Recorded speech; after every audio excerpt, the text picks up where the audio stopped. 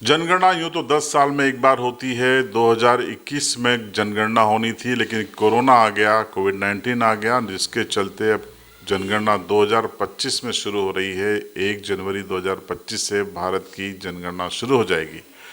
2011 में पिछली जनगणना हुई थी, उसमें 29 सवाल पूछे गए थे, लेकिन इस बार आप 34 सवालों के लिए तैयार रहिए। जो जनगणना के लिए जो ऐप लेकर लोग आपके पास आएंगे, सरकारी अधिकारी कर्मचारी, वो आपसे 34 सवाल करने वाले हैं। तो आप अपने ये उसमें से कुछ चुनिंदा सवाल हम आपको बता देते हैं, आप अपनी तैयारी रखिएगा। डरने की ज़रूरत नहीं है, ये जनगणना देश हित में है। इस जनगणना के आधार पर ही सरकारें अपनी योजनाएं बनाती हैं, आर्थिक योजनाएं बनाती हैं, किस वर्ग के लिए क्या करना है ये तय करती हैं। इसलिए जानकारी राष्ट्र हित में खुल के दीजिएगा।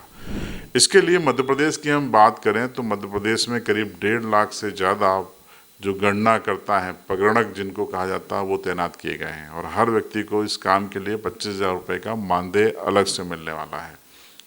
31 दिसंबर की वो तारीख तय की गई है 2024 की, जब सारे जिले और तहसीलों की सीमाएं फ्रीज कर दी जाएंगी। यानी कि इस डेट तक जो जिले और तहसीलें बन गई उनकी जनगणना हो जाएगी, और अगर नहीं बनी तो जो मौजूदा स्थिति है उसके मान से ही फिर 1 जनवरी से जनगणना शुरू हो जाएगी।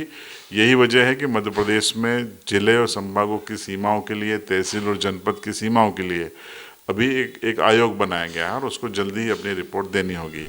मुझे नहीं लगता कि शायद दिसंबर तक वो रिपोर्ट आए, लेकिन संभव है कि ये जनगणना और 2-3 महीने आगे बढ़ सकती है।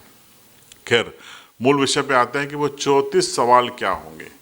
उनमें से मैं सारे तो आपको नहीं बताऊंगा, लेकिन कुछ मैंने निकाले हैं, मैं आपको पढ़ देता हूँ। सवाल आपके सामने होंगे कि घर में आप कौन सा अनाज खाते हैं, मक्का, बाजरा, गेहूँ, ज्वार, चावल क्या खाते हैं, ज़्यादातर क्या खाते हैं। खाना पकाने के लिए आपका ईंधन क्या है, लकड़ी है, स्टोव है, एलपीजी गैस है या क्या है। पीने के पानी का स्रोत क्या है आपके पास, कुआं है, हैंडपम्प है, नदी से लाते हैं, झीरी खोदते हैं या सीधे पाइपलाइन से आपको आता है।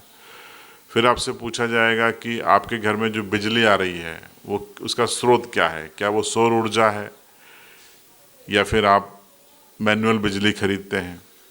फिर आपसे पूछा जाएगा कि आपके घर से जो गंदा पानी निकलता है उसका निकासी कहाँ होती है, उसका सोर्स क्या है, कहाँ जाता है, वो कहाँ से होता है।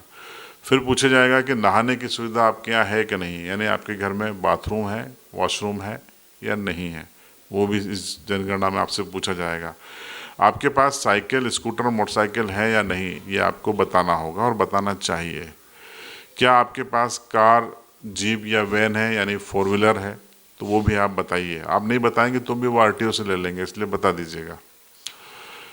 कम्युनिकेशन के लिए आप कौन से मोबाइल का, मतलब क्या साधन है आपके पास, टेलीफोन है, लैंडलाइन है या मोबाइल यूज़ करते हैं। मोबाइल यूज़ करते हैं तो स्मार्टफोन करते हैं या कीपैड वाला करते हैं, ये भी आप बताइएगा। जाति संबंधी जानकारी, एसटी एससी की जानकारी होगी, और इसमें ओबीसी की जनगणना ओबीसी और सामान्य की हो या नहीं, इस पर अभी डिसाइड होना है। इस पर भी राजनीति हो रही है, अगर होती है तो वो भी पूछा जाएगा, नहीं होगी तो नहीं पूछेंगे।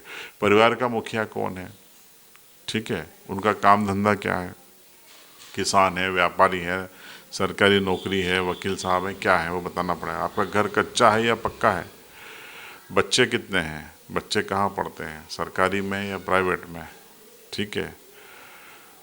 ये प्रमुख जानकारी होगी, और इसके अलावा ये बेसिक जानकारी होंगी। इस टाइप के कुल 34 सवाल आपसे जो प्रगणक आएगा, गणना करने वाला आएगा, वो डिजिटल फॉर्मेट लेकर आएगा और वो आपकी जानकारी भरेगा, आपके हस्ताक्षर लेगा।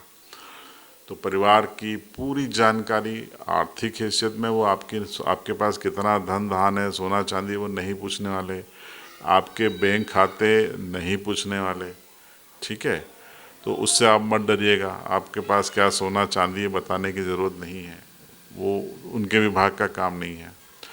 तो बेझिझक होकर राष्ट्र हित में आप अपनी संपूर्ण जानकारी दीजिएगा, छुपाइएगा मत, क्योंकि सरकार इसी जानकारी के आधार पर अपनी योजनाएं बनाती है और जो योजनाएं लागू कर चुकी है उसकी समीक्षा करती है। मान लो आपने कह दिया शौचालय नहीं है, पता चला कि शासन के रिकॉर्ड में आपको आवंटित हो गया शौचालय है, तो वहाँ जो गड़बड़ी हुई है वो सरकार को पता चल जाएगी। इसलिए जानकारी पूरी दीजिएगा, यही हमारा सुझाव है। तैयार रहिए, जनवरी 2025 यानी अब से बमुश्किल मान के चलिए करीब 75 दिन के बाद आपके पास ये लोग आ जाएंगे। तैयारी रखिए, राष्ट्र हित में, समाज हित में, आपके खुद के हित में। और इस वीडियो को शेयर जरूर कीजिएगा।